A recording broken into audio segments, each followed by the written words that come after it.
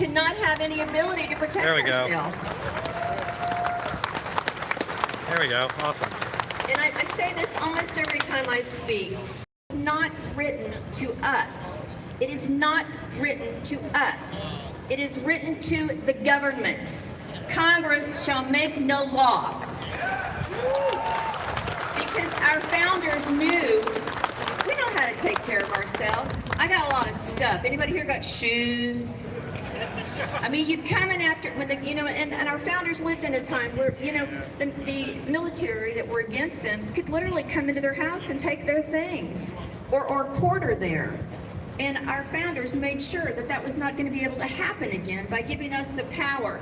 And I will have to say, in the 18 months since we've been here, Chris, we were here in... Thanks, guys. I thought I did start the last stream horizontally. I guess not. A total assault on our ability to hold fast to our Second Amendment, haven't we? Even in 18 months, they have completely lost what's left of their minds.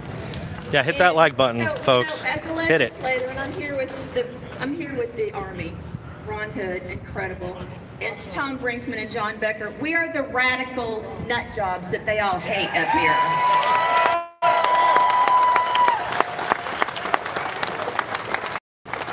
And you know, we're in the minority. But I don't care what they think. How's that working for you? I don't care what they think. They already think we're a bunch of, they think you're a bunch of knuckle-dragging Neanderthals, Bible-thumping Fruit Loops. And I couldn't possibly care what they think, do you? I don't care what they think. Because I'm standing, first of all, I'm a Christian first.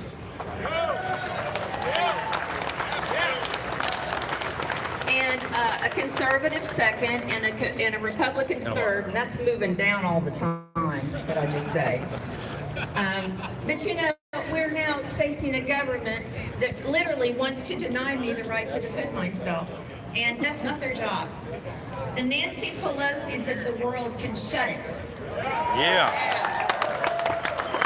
And this bunch of pretenders 2 nights ago, 10 of them, I don't know of one of them that could beat Donald Trump in their wildest dreams. Hell no.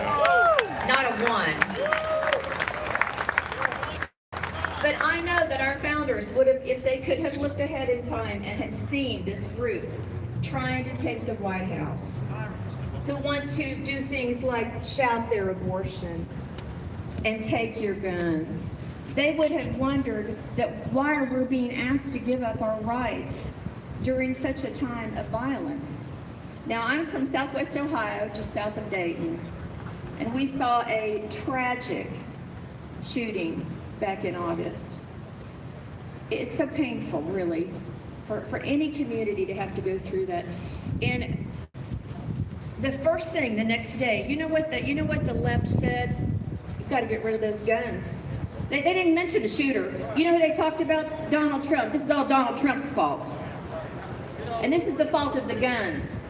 You know, I've recently lost some weight.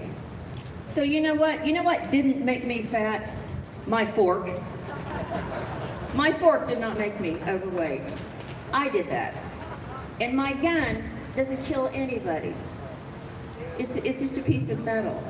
And it gives me power, and it gives me strength, and it gives me a defense against the wicked and evil times in which we're living.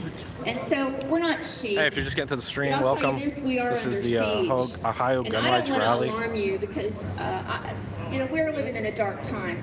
We are the legislators that are up here for now. This is our assignment for now. We're not going to be up here forever. But I want to charge you. You are literally the only thing standing between this nation and utter disaster. For anybody watching, I am going to go look for counter-protesters here at some point. It's all you. When this is done. And locally, at the local level, I know you're from all the different places in Ohio, but when things happen, please speak up and say, no, we're not having this nonsense in our local library. I elected this school board, so if you do this in our local school, we're voting all of you out, and that $150,000 a year superintendent, he's going out the door with you. You're in charge. You're in charge. You're the boss. We work for you. You are paying our salary. And you're paying the salary of everybody at the local level who's trying to take your rights away. And if you have a legislator who has already gone on record and said that they're going to vote for red flag, the most unconstitutional thing I have ever heard of, you need to vote that person out. I don't care who they are.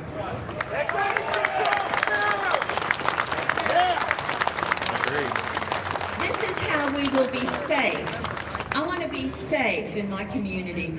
The red flag law, and I don't know where it's at. You know, we hear the same thing you all hear. Who's looking at it, who's voting for it, who's presenting it. It's unconstitutional. It's dangerous for our law enforcement. You're guilty until you're proven innocent, instead of innocent until you're proven guilty. It completely does away with due process. And here's the thing, everybody pushing it, they're all lawyers. And you know they know better, but they're afraid. They don't have any courage, because courage comes from God. And when an audience stands in front of you and says, do something, don't do something stupid. Don't introduce a bill called red flag law, because criminals don't care. I asked a law enforcement officer this week, I said, what do you think about red flag? He said, by the time we catch a criminal and he stole something or shot somebody or beat his wife up, the last thing he cares about is some dinky little red flag law. It's not going to stop him, and it's not going to be a detriment. So I will say this, an armed society is a polite society. This is the most polite bunch of people I've ever been around. Registration is a precursor to confiscation. It's a precursor to confiscation. Gun controls infringe on our rights, and we are the empowered people. The whole world looks on with envy at what we have here. Let's don't throw it away by being passive. Please, please support those legislators and those people in your community who are willing to stand up for our Second Amendment. It means more than anything. When we go before an enemy nation, if we put a piece of paper in front of them, this is what our Constitution says. On paper, it's in ink. They don't care about that piece of paper. You know what they care about? They care about how much firepower your nation has. That's what's called peace through strength, and that's what we've got to hold on to. So thanks so much for coming today.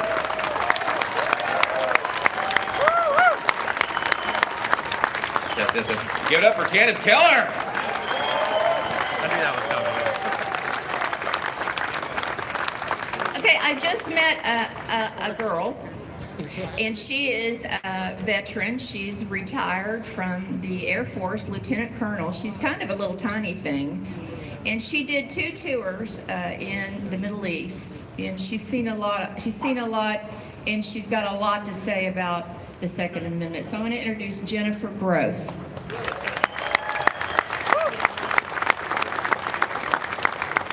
Where are my brothers and sisters? Raise your hands. Brothers and sisters in arms. God bless you. 95. That was the number of days, the hell that I lived in the desert. And I served my fellow Army guys, and I flew into Kuwait, and I carried a sidearm. And who taught me? Those amazing training instructors in the military. And then what happens? You come home. Now I'm a practicing nurse practitioner. I see all the veterans. I see Marines. I see Army. I see Air Force. I see EOD disposal. And I carried my sidearm. I carried it, and I carried it well. And by the way, I'm a nurse. And so then what happens? We come home. We've been trained. We're armed. And now something called red flag comes along. And so my neighbor says, she's a combat veteran. She went to the desert. I don't feel safe. I'm not sure that she should have a gun. What do you guys think about that? Do I look scary? But to some people, those of us who have served, we look like we're scary to them, and it doesn't matter whether we have done anything. Just because we carry, we're scary. So someone can come to us and they say, oh, well, I know she carries a gun and her husband's working in the yard and he's got one on him now, and I don't feel safe because I'm a snowflake. And then we get a knock on the door and they say your neighbor doesn't feel safe. They think you might have PTSD because you're a combat veteran. And so they come and they take our arm. How is that right? How, according to the Constitution, are we free with our inalienable rights that can only be taken by God? How can we have someone come and take that right that shall not be infringed? How? How is that? How can we be safe? How can we be trained by our armed forces? And then, as soon as we get here, I'm from Westchester, Liberty Township, Fairfield Township, District 52, Butler County. How then, in Butler County, am I no longer safe to care for you, my U.S. citizen, my brother and sister? So I ask you, do not remain, not that you guys are, we're the active ones. Talk to your neighbors. Make sure they know. Educate them. Educate them. Let them know that gun rights bills languish in the Ohio House, not being voted on. Not being voted on. Is that not true? Hey guys, you know they demonetize this, so super chats if you are so inclined. I ask Thank you. Support each other. Carry, and oh, by the way, I'm for constitutional carry, and because shall not be infringed means shall not be infringed. Pretty clear. Yeah. And no offense against the CCW people, but if a mom lives in the inner city and $100 is too expensive for her to do a CCW class, is that not infringement? So if she has constitutional carry, then she is not infringed. So thank you. Again, I'm Jennifer Gross, and I'm running for the Ohio House of Representatives, District 52. You will never find a stronger additional Neanderthal in the Ohio House of Representatives.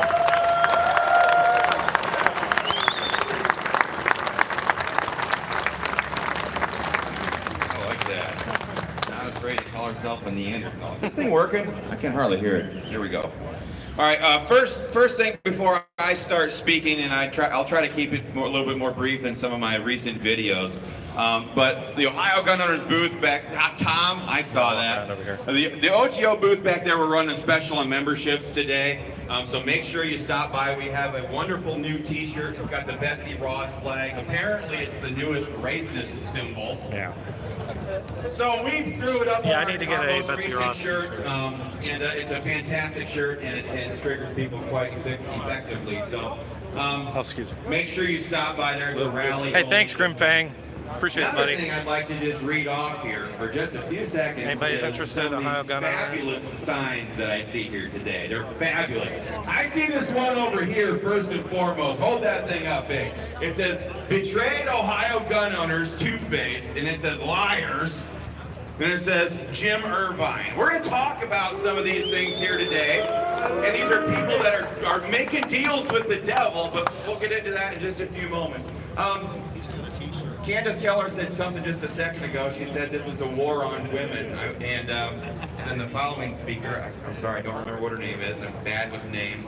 But she emphasized it as well. She talked about the war. Thanks again, Grimfang. Really appreciate it, man. And because we carry, we're scary. I was looking over at Chris Laidlaw. Where'd he go? Where'd he go? Does it say Melon Label? Yeah, and that's the kind of person I think Melon of. Label. It is veterans who are going to be the #1 demographic that is targeted right out of the It's gate. Latin, I'm assuming. I don't know what it is. I don't know how to pronounce it right. And we cannot let that happen. So a big thank you to all of our veterans. I should have said that from the outset. If you are a veteran, thank you so much for our opportunity to stand here and peaceably assemble to address our grievances with this government. And boy, do we have grievances with this government. I'm just going to give kind of a legislative update on where we are right now and where we're going here at Ohio Gun Owners. So it wasn't that long ago that we were all standing right here, wasn't it? How many of you were here at the March 10, 2018 rally? Give a big, huge yay haw. I found out about it too late. Yeah, a lot of you were here, and I will say they have found out apparently that we are peaceful, law-abiding citizens because we don't have the snipers up on each corner this time, so that's good. They found out that we're good folks, what we already knew. But we were right here, and what was kind of the signature event that happened that day?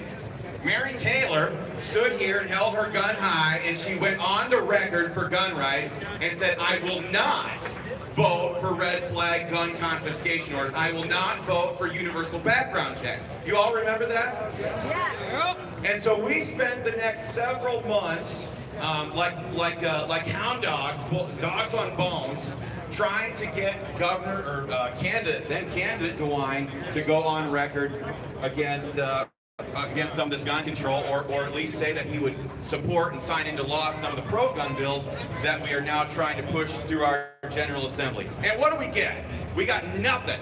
We got nothing. In fact, I went to the Trump rally down in, I think it was Westchester, Ohio, or Mason, somewhere down there, and he was there working the line, and I asked him point blank to his face, why don't you sign our survey? He's like, well, because I support the Second Amendment. I support the Second. Yeah, so does Barack Obama, but why won't you sign our survey and go on record? He just never would. And so a lot of people were asking us back then, during the election season, they say, Chris, and they would email us and call us and say, Chris, what are we supposed to do here? What are we supposed to do? We got Richard Cordray, who is a lunatic, and we got Mike DeWine. Who's a lunatic? Who's a lunatic? Yeah. Now, lest you guys forget, Chris, the NRA sold us out. That's why we got DeWine and these red flag laws. We're going to talk about that. Let's talk. So let's remember who John Kasich is here for just a minute. Remember back in. Hey guys, thanks a lot for them super chats. Really appreciate it. You know, YouTube's already demonetized this, so. I really meant to talk about Mike DeWine. Let's talk about Mike DeWine. Remember who Mike DeWine is here for just a second. When he's done, or when I'm done here, I am going to look for some counter protesters. Then Congressman John Kasich to vote for the Clinton assault weapons ban back in 1994. Right? Remember that?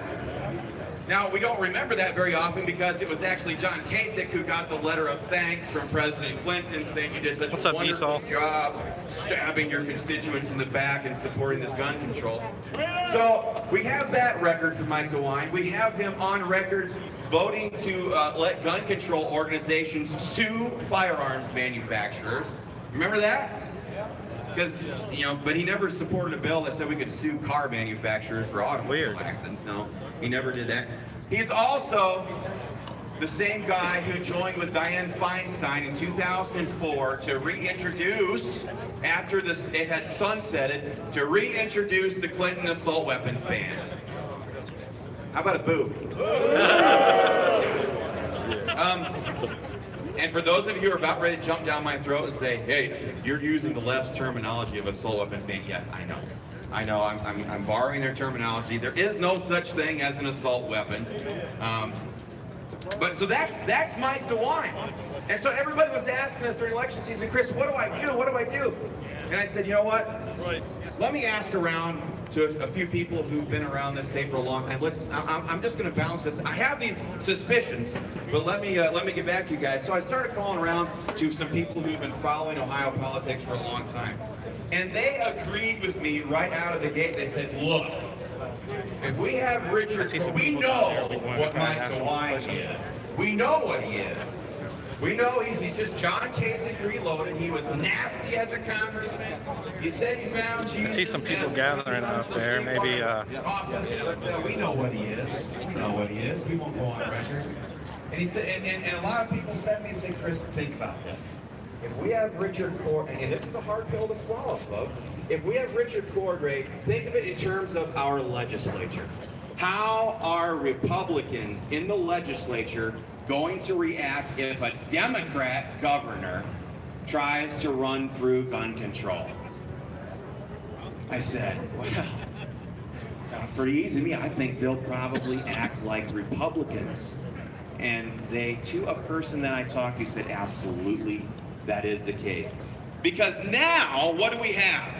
We have Mike DeWine, one of ours, a Republican, going on Anderson Cooper, going on every media outlet that he can possibly find, saying, I'm working with the gun rights community. That's a good They're question. sitting at the table. The gun control organizations are sitting at the table, and we're all crafting this policy that I think can work. I think can work. I don't know how many of you watched the presser where he unveiled the 17-point plan. I tried to play some of that stuff on our Facebook channel for you guys. Try to distill down to just a few seconds the most important parts. But one of the reporters asked him, they said, Little Nicky, yeah. Why now? Why now, Governor? Well, you support this gun control in the past, and then you somehow got the NRA to give you an endorsement, even though you were previously an F-rated candidate with them. You know how hard it is to get an F rating from the NRA? It's pretty hard. Why now? What about the Dayton killing? And of course, they don't call it a killing; they call it the Dayton gun violence occurrence. What about this event is different? And he said it so arrogantly, so smugly, and my glasses aren't thick enough to really do justice and pretend I'm Mike DeWine. But he said, because now I'm governor. Because now I'm governor. He's like, I was attorney general back in the 90s. I was in Congress, then a lieutenant governor back in the 90s. Then I was in Congress, and then I was attorney general. But now I'm the governor, and I can do it. Boom! How dare he? How dare he? If he had gone all over the state and to every corner of the state back in the election season of last year and said, you know what? I am going to introduce a 17-point gun control plan that includes the hallmark agenda for Michael Bloomberg, which is universal gun registration. He would have got his teeth kicked in, first of all in the primary season, and if not then in the general election season. Am I right?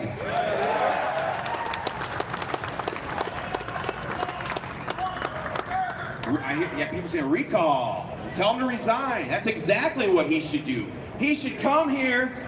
He should come down out of his ivory tower up there. His office, his regular offices are up there in the top of the right building. He should waddle down here and cross that street and stand up here and apologize to each and every one of us for the knife in the back that he's given us.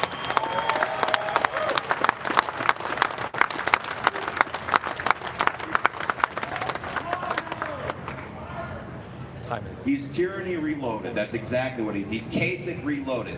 But he's got company. He's got company. He's got for a video. Lieutenant Governor John Husted at his side now. Now everybody knows that there was a deal made with the devil back then. John Husted was running for governor, and all of a sudden he just folded up like a cheap suit and rolled right into the Governor DeWine campaign. And it was terrible. Everybody knew what was going on. Everybody knew something happened behind closed doors. And then just a couple of weeks ago, when DeWine was having another presser, he even admitted one of the sticklers that Mike DeWine said that Husted had to agree with before DeWine would let Husted come onto his ticket was that he had to overhaul the Ohio NICS, or the background check system. Get all the data from all the different data entry points all across the state to get flowing. Thanks everybody for being here and watching. So it can automatically this is the Columbus, Ohio gun rights rally. Gun owner database. John Husted made the deal. Came here for some counter protests, but Benedict they're not Husted materializing. is his new name. Unfortunately.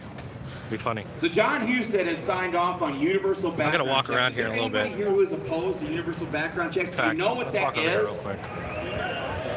It is the first step to outright gun confiscation. And there's a lot of people, there's a few bugs out there who don't agree with this or don't understand this concept.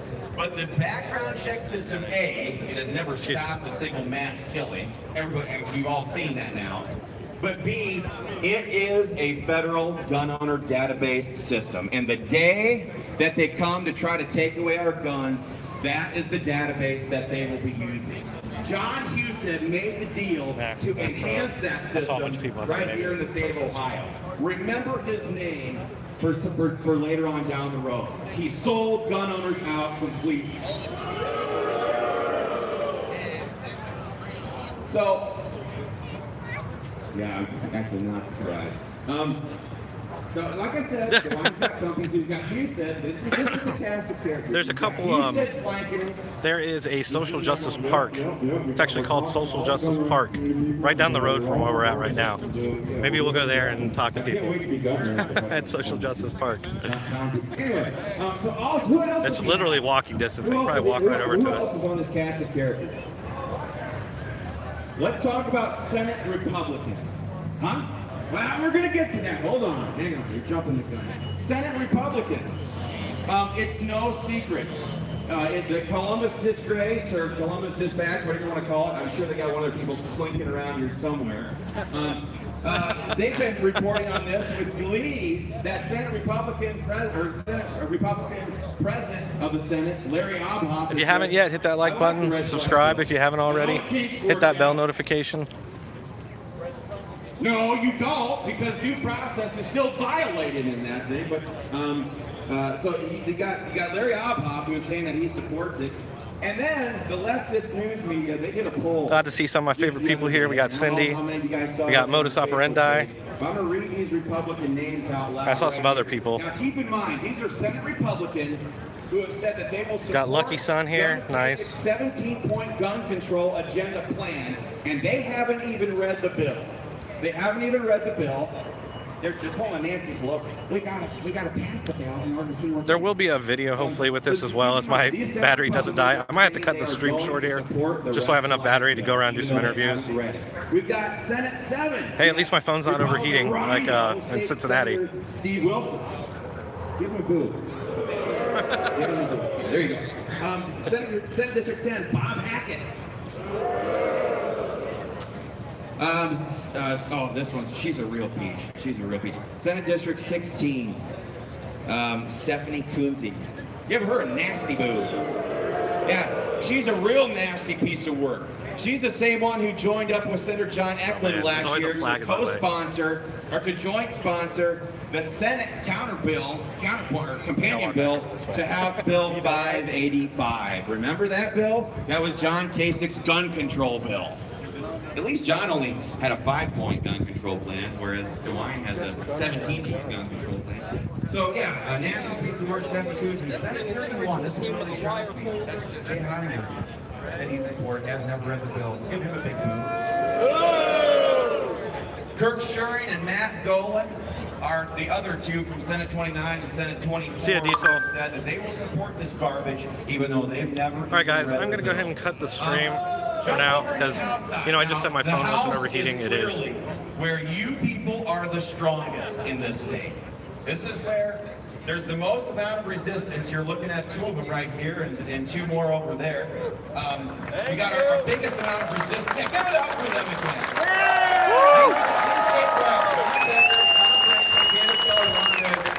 They are the people who are leading the real resistance inside this building and across the hall over there at the right building. But in the House, very few Republicans are coming out and saying that they are going to oppose this stuff. I'm sorry, and saying they're going to support this stuff. We got 2 on this list that the media reported. Only 2. I'm gonna let it go a little bit longer here, guys. 2 of them. Number 1 is from House District 30. They need a battery meter on here. I don't know how much battery I have. You can think of what a Tyrannosaurus Rex looks like. I'm kind of thinking what Bill Sykes looks like. Looks like a T-Rex, not in a good way. So you got one guy. A desk pop? Right? I don't know what that is. Yeah, he's about as high as it gets over there, except for maybe our speaker.